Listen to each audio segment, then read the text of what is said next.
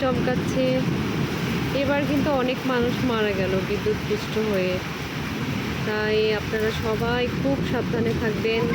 বারান্দায়, রেলিং বা এখানে থাকা যাবে না, একদমই থাকা যাবে না। কারণ এবার বিদ্যুৎপৃষ্টে অনেক মানুষ অলরেডি মারা গিয়েছেন।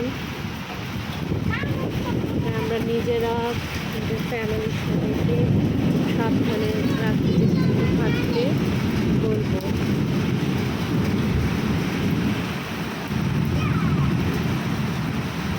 আল্লাহ সবাইকে ভালো রাখুক, সবাইকে সুস্থ রাখুক।